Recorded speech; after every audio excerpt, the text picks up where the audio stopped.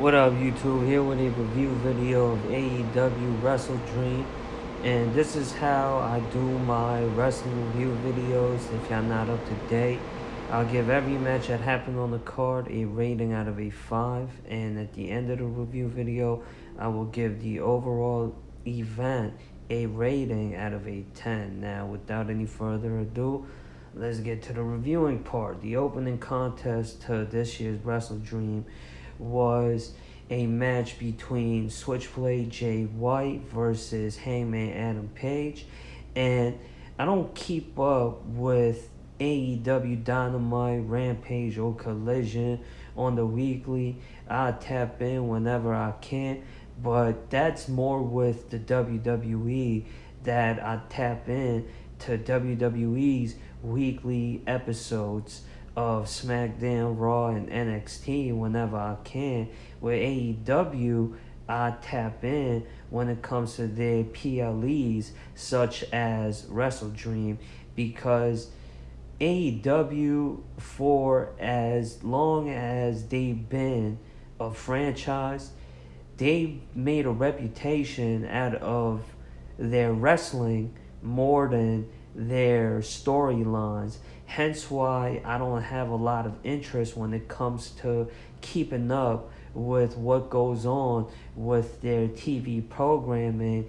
But as far as my knowledge goes, between Hangman Adam Page and Jay White, I know that Jay White was taken out of action by Hangman Adam Page, and that's because the commentators had let that be known, with Hangman Adam Page taking out Jay White by taking out his eye, and this was Jay White's return match versus Hangman Adam Page, and this was a good opening contest. They put on a heck of a match, good back and forth action, and when you have wrestlers of Jay White and Hangman Adam Page's quality, it's bound to produce fireworks, a good quality matchup with the ability that these two wrestlers have.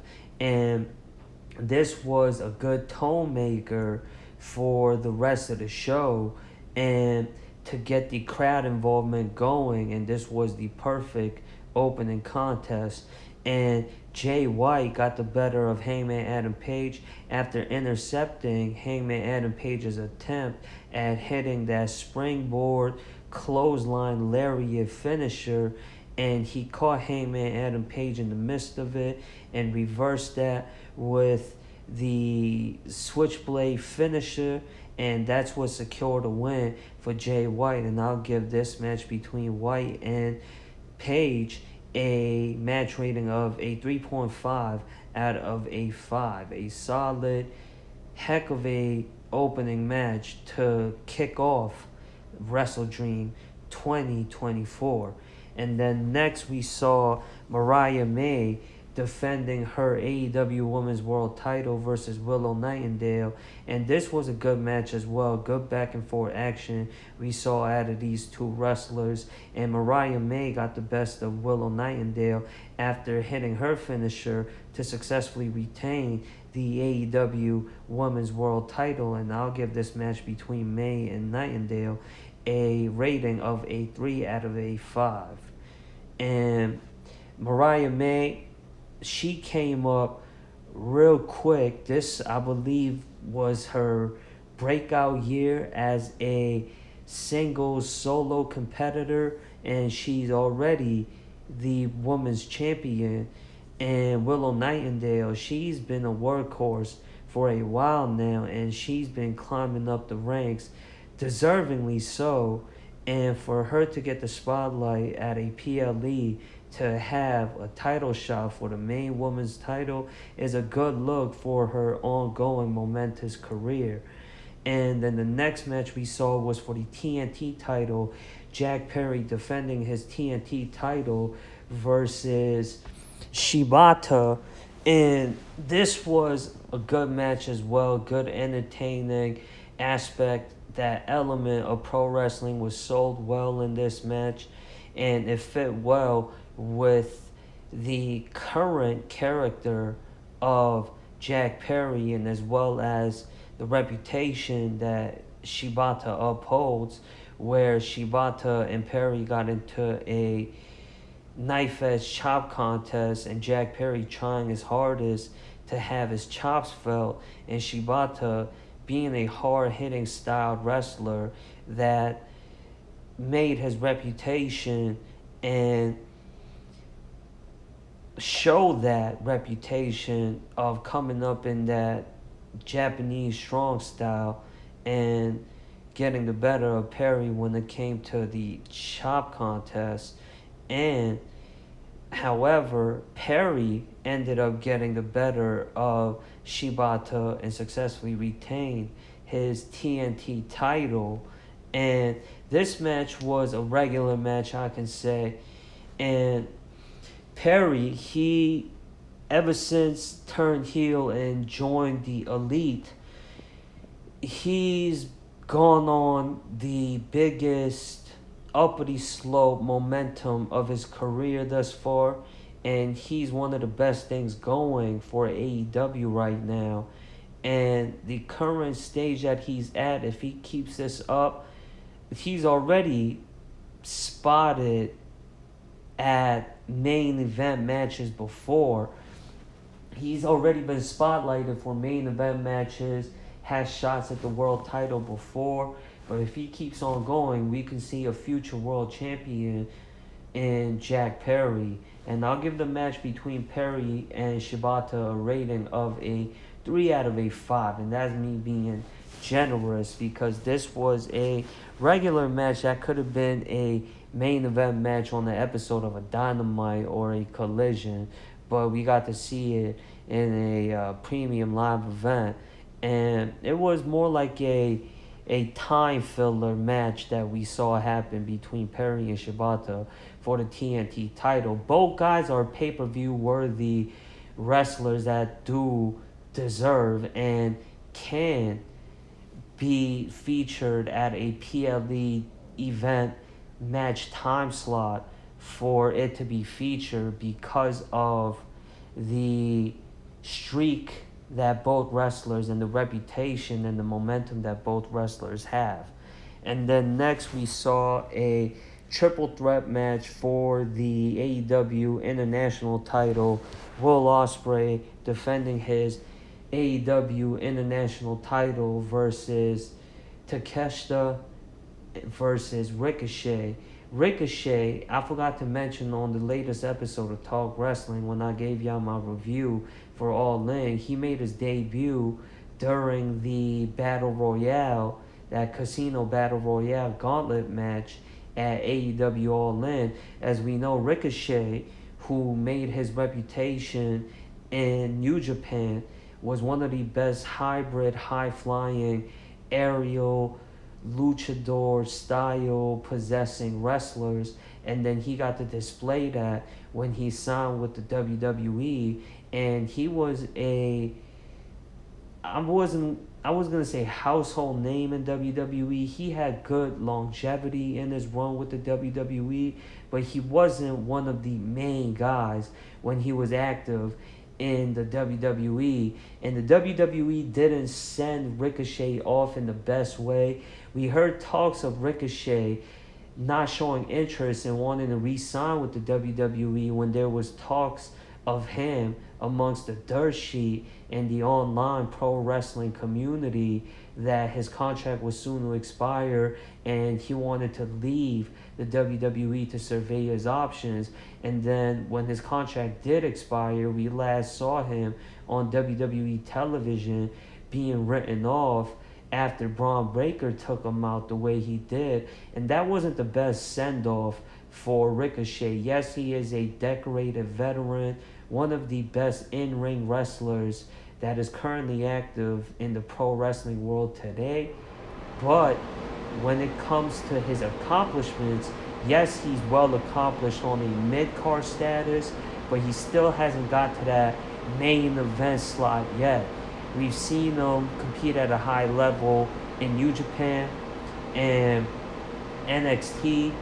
And in the WWE, we saw him get in there with some of the best, but never got that big career defining push. And hopefully, now that he's with AEW, they can maximize on Ricochet's full potential in the future with AEW. Hence why Ricochet decided to sign with AEW, which is the next biggest wrestling company in the Western Hemisphere, for Ricochet to sign with if he didn't want to go back to New Japan or wrestle with AAA or Luchador Wrestling out there in Mexico.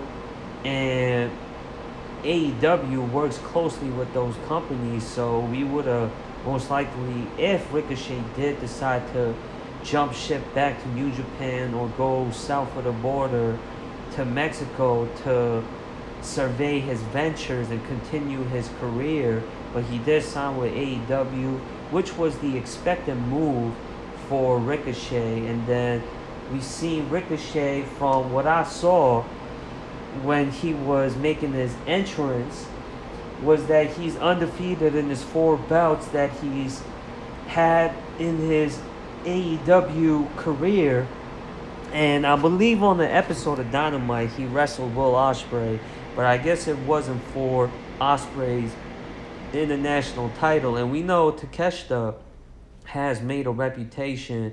He's young, and he is one of the best in-ring wrestlers in all of pro wrestling today. And then Will Ospreay, before he signed with AEW, Will Ospreay was one of the best franchise players in New Japan when he was signed with New Japan.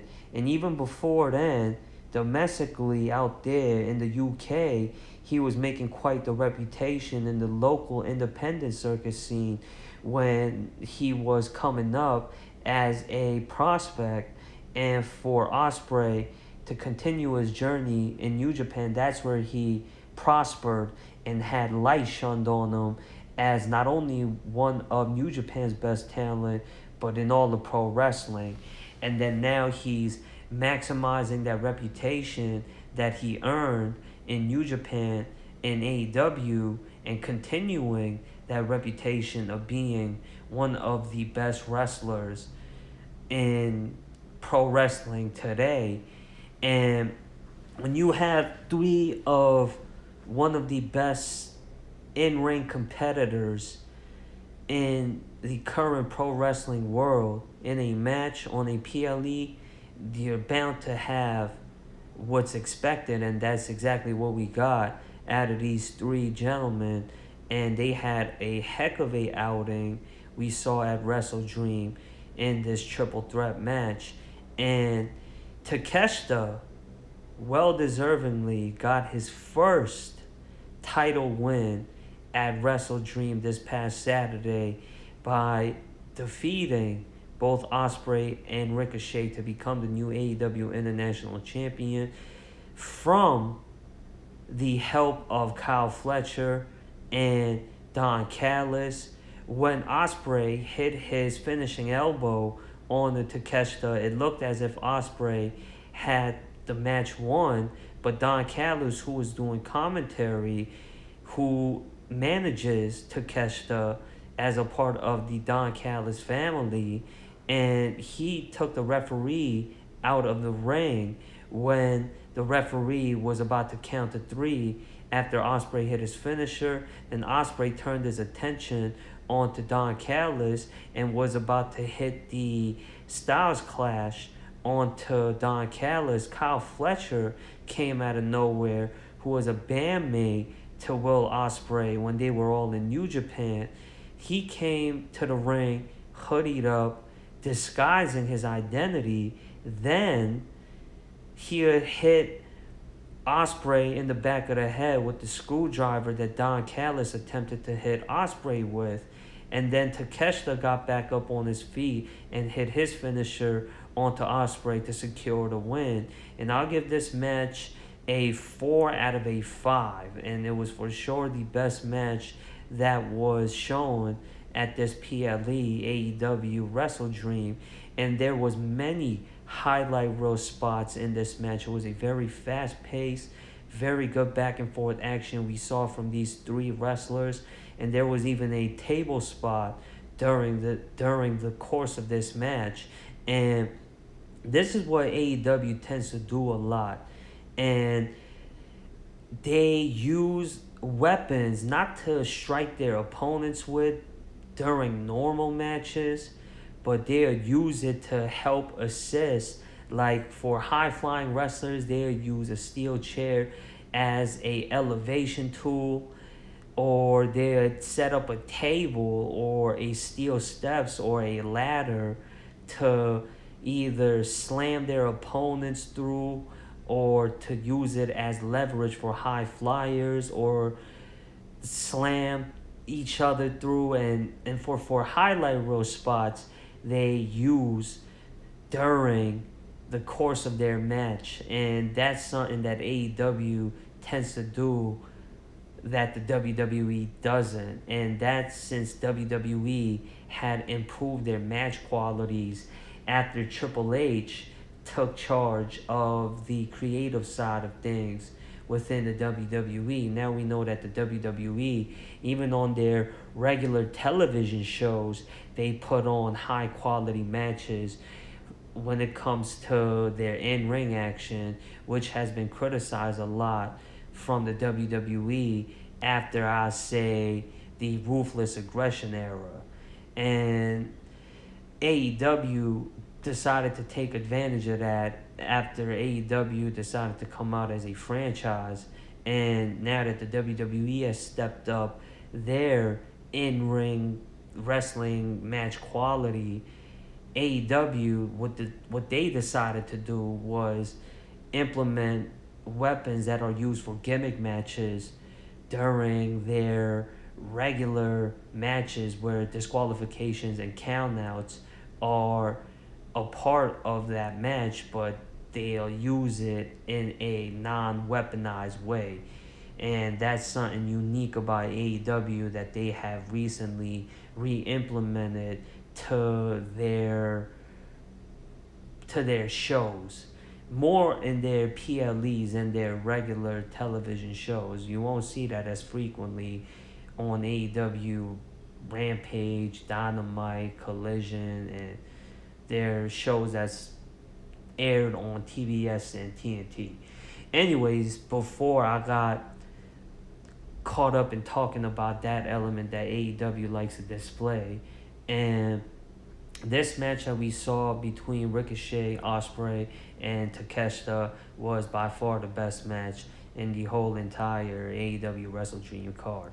And then the next match we saw, or let me talk about this. Swer Strickland made an appearance after his match versus Hangman Adam Page at All Out, where he was injected with a lethal shot from a needle from Hangman Adam Page, which helped Hangman Adam Page get a assist of a win because of that unique weapon that was used during the main event of AEW All Out. And then MVP, who recently made his debut with AEW along with Shelton Benjamin, came out, interrupted the promo that Swerve Strickland was cutting out there in his hometown of Tacoma, Washington. And MVP and Shelton Benjamin offered Swerve Strickland to join forces with them and to leave Prince Nana's side. And MVP was basically saying that whatever failures that Swerve Strickland was faced with was with Prince Nana, and all that could be void if he joins MVP and Shelton Benjamin.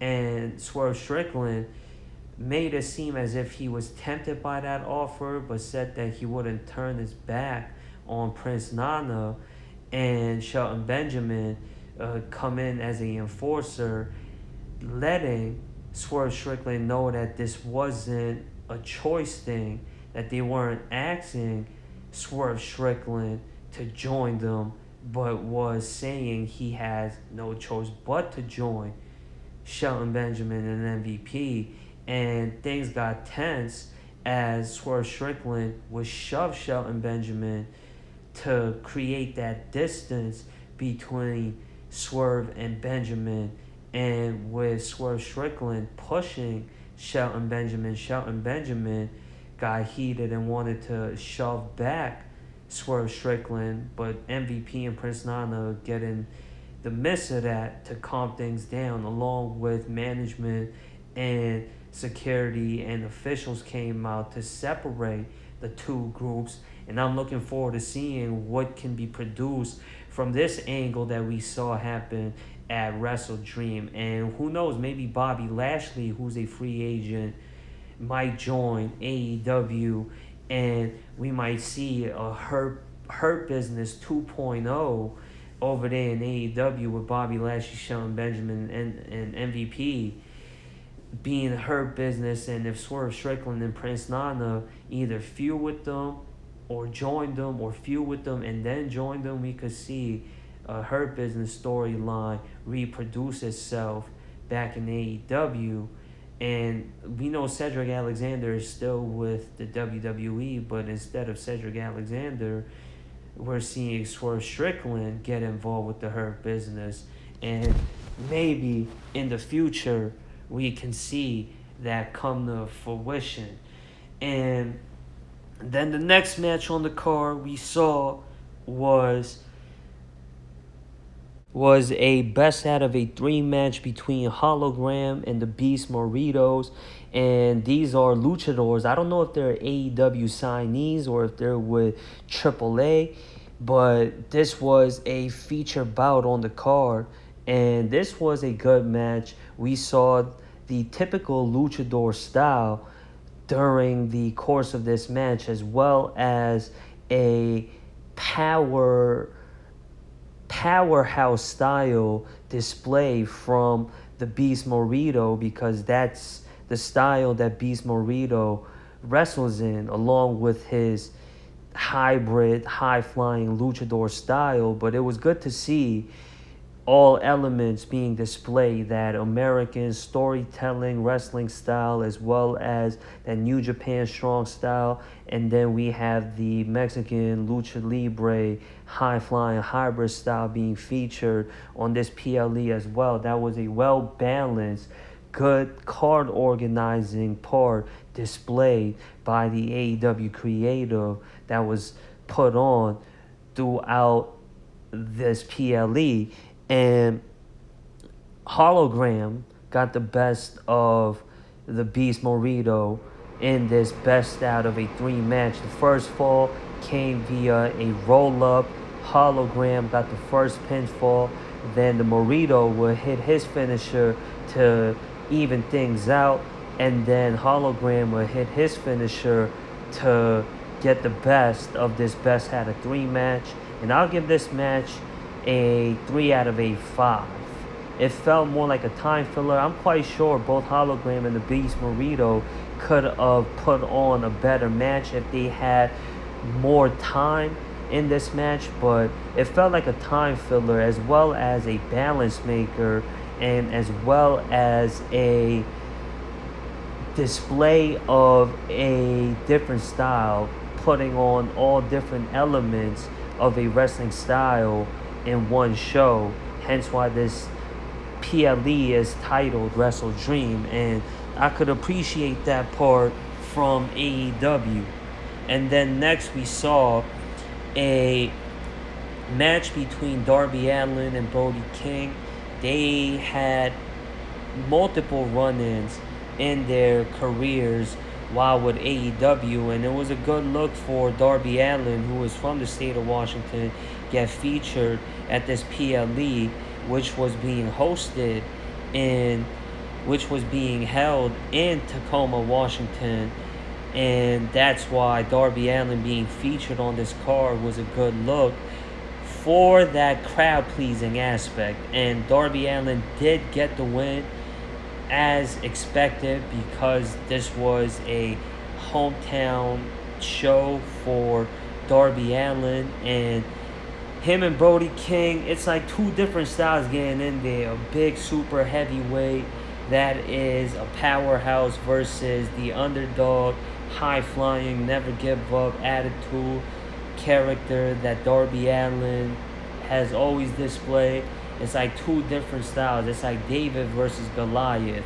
Hence why this rivalry between Allin and King makes sense, and it's a storytelling aspect of it, and the match itself was good, and they got good chemistry. They could always work off each other, and Allen got the win after hitting the coffin drop. And there was a spot in the match where it was gruesome, where Darby Allin was placed under the steel steps, and Brody King, who weighs over 300 pounds, was stepping and stomping on Darby Allin, who was placed underneath the steel steps. And then later on, Darby Allin hit the coffin drop onto that same steel steps where Brody King was laying on top of from the top rope. And I thought that was a cool highlight reel spot, which y'all could check out. And then the match itself was a decent match, as I said. It was like any other match that we've seen Allin and King compete in. And I'll give this match between Allin and King a match rating of a 3 out of a 5. And that's me being generous. And then next we saw Chris Jericho challenge Mark Briscoe for the ROH World title. And Mark Briscoe got the better of Jericho after hitting his finisher.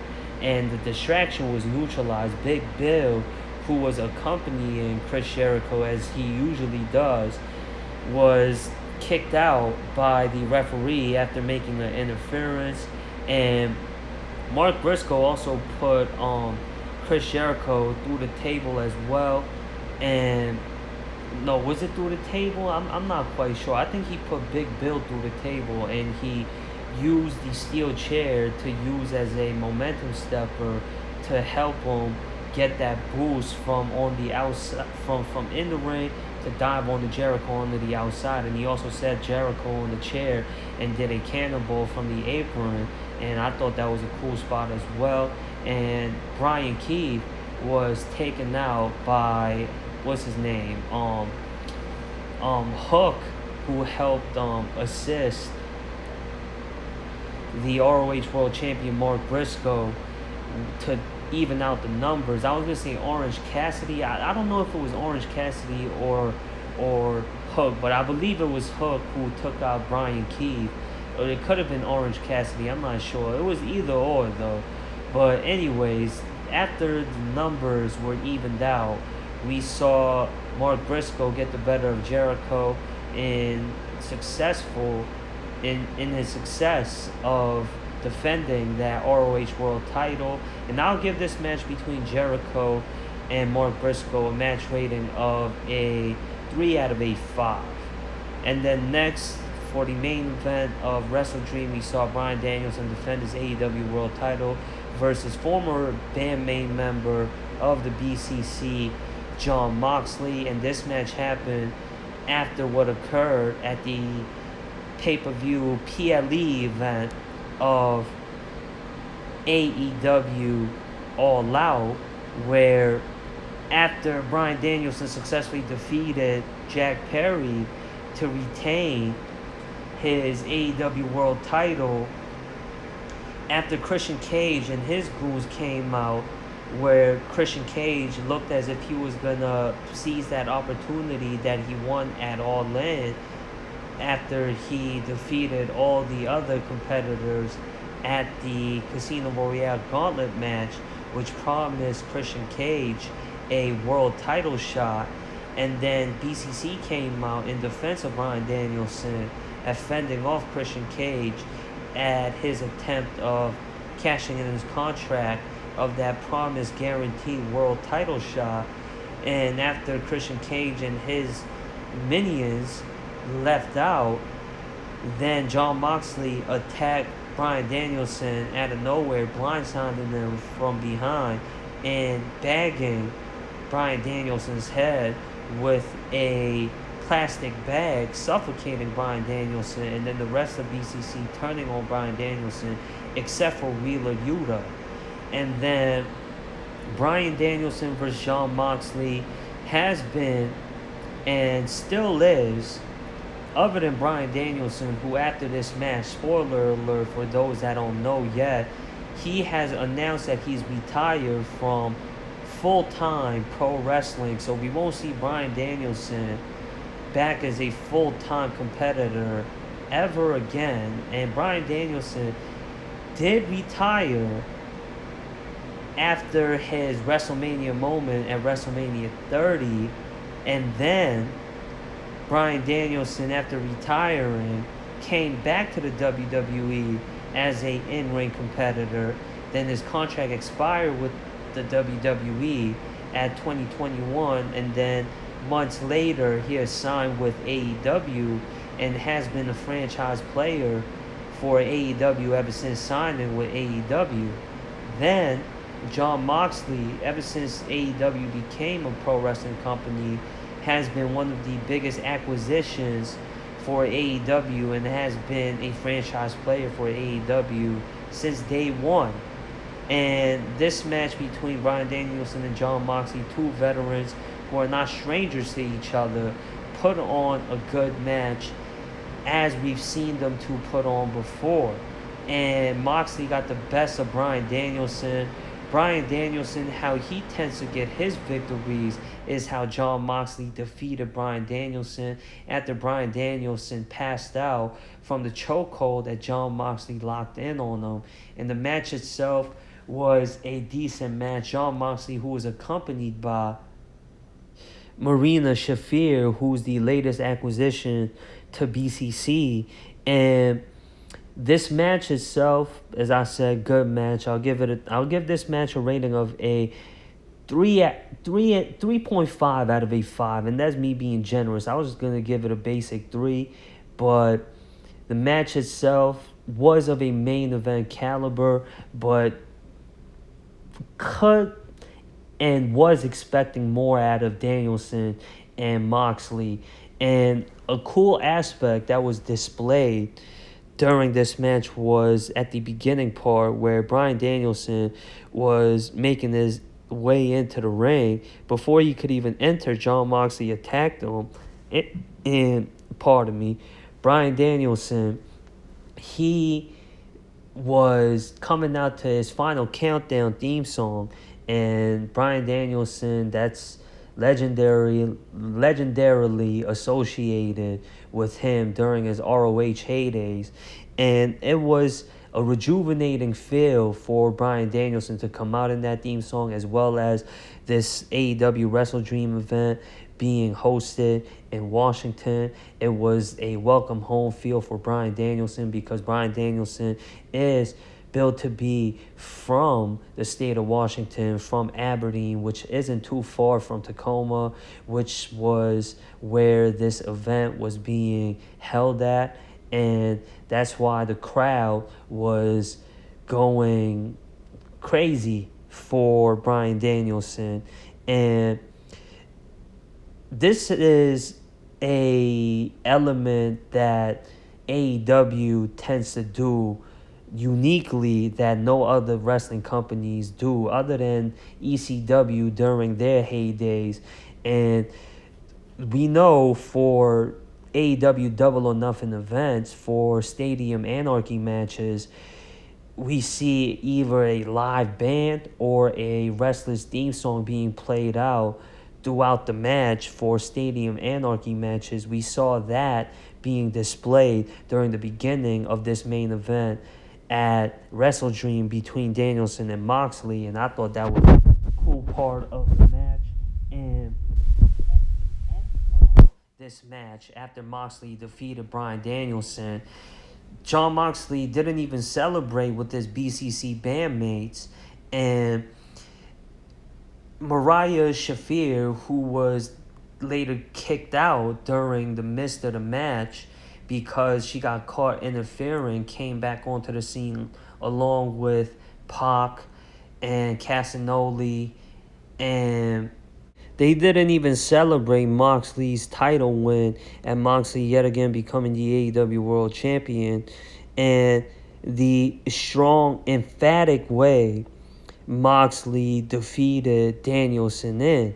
And they went on to finish off Bryan Danielson and later on go on to attack Bryan Danielson to put the finish on to Bryan Danielson and jump Bryan Danielson.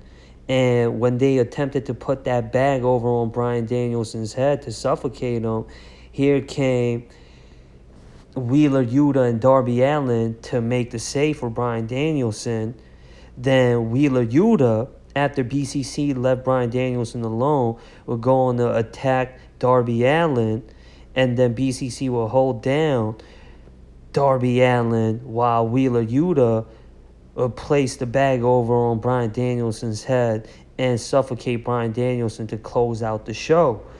And Bryan Danielson, speaking of closing out, he's closing out of him being a full-time wrestler. He has announced that he is retiring from being a full-time pro wrestler. We know that Bryan Danielson has dealt with multiple injuries before. Now, I don't know if this is kayfabe and a way for AEW to write off Bryan Danielson, for Bryan Danielson to take a break, or Bryan Danielson if he is legitimately injured once again, because Bryan Danielson, he's had more than one serious neck injuries. We know after he had his WrestleMania moment in WrestleMania 30, his title run was short-lived after he got injured, and then he had to announce his retirement because that was a career-ending neck injury that he suffered. And then he would come back to action and return as a pro wrestler in the WWE, and that's after he announced his retirement after his career-ending neck injury. And then after his contract expired with the WWE in 2021, he later on signed with AEW a few months later and has been a franchise player with AEW ever since signing with AEW. And he's been competing in AEW as a full-time wrestler. And we know for Bryan Danielson, at the stage that he's at, it isn't the wisest of choices for him to wrestle full-time and as often as he does. And for him to now get injured once again. Now, I don't know. I've heard rumors from the dirt sheet where Bryan Danielson is legitimately injured, hence why AEW had to give the title to Jon Moxley. And Bryan Danielson, after getting that career highlight reel moment once again at the big stages at a live big stadium event like All In, for his title reign to be as short-lived as it was and for it to end in 2 months at Wrestledream, it could be because he is legitimately seriously once again injured, and this has to do with his neck, and that's what ended his career before in the WWE and now with AEW as a full-time wrestler. And he did announce that. And we're going to see Bryan Danielson be off AEW TV for a while. And who knows, maybe the next time Bryan Danielson shows his face on a AEW television show, he might announce his retirement once again. And Bryan Danielson's had injuries before his neck injury where he, I believe, tore his retina and impaired his vision. And Bryan Danielson, he's had a injury where he had to cut off meat from his diet and had to go vegan because of a pro wrestling related injury. And Bryan Danielson has suffered a lot from the pro wrestling industry, and he's been a wrestler for over 20 years, and he's a veteran, and he's given it all to this business. And if this was the way to end Bryan Danielson's career, I'd say he would have liked to go out on a better foot. And Bryan Danielson, for him to end his career this way, I don't think is the proper way to end his career. And I can honestly say, for the sake of his career as a fan, he can have either a career-defining match where he loses and then announces his retirement, or has yet another career-defining moment, then announces his retirement.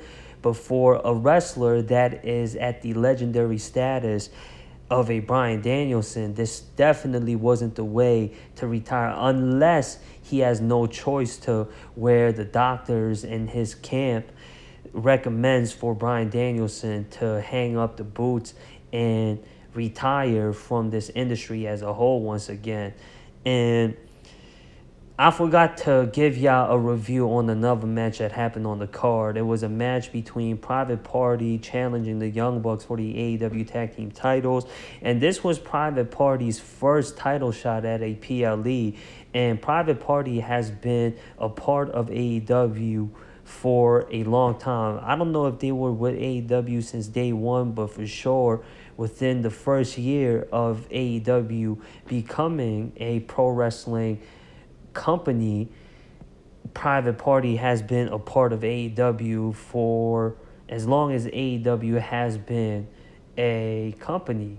And the Young Bucks, who helped found the AEW company and are exclusive vice presidents to AEW, it was a good look for Private Party to get that hard-earned title shot at a PLE. And they didn't disappoint as far as their performance goes. And it's hard to disappoint wrestling-wise when it comes to getting a match with the Young Bucks, because the Young Bucks, their wrestling ability is one of the best, and they've been one of the best tag teams for as long as they've been wrestling. And that's during their New Japan days. They made a reputation of being a heck of a tag team, one of the best in-ring competitors in pro wrestling today still.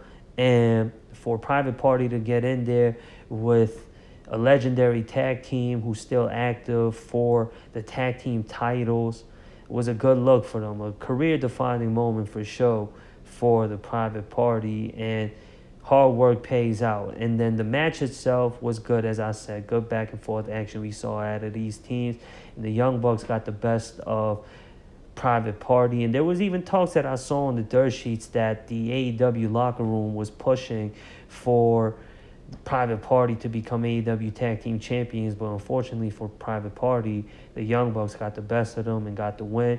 There was a lot of false finishes that happened throughout the match where the Young Bucks had hit multiple super kicks, double super kicks, V-triggers, and the Private Party would be still fighting and kicking out, and the Private Party would hit false finishers as well, frog splashes, double teams, counters after counters.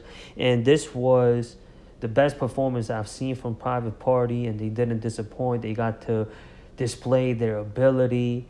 And I'm quite sure after seeing a performance like that and the work that Private Party has been putting in, we're going to see more better quality matches from Private Party, and hopefully they get more significant matches in the future after getting a match like this that we saw at Wrestledream. And the match itself, I'll give this match a rating of a 3 out of a 5. And who knows, Private Party might shoot up to where the Acclaim's at. And the Acclaim we seen accomplish getting a tag team title run and as well as a trios title run. We could see Private Party in that same slot in the future, and I wouldn't be surprised.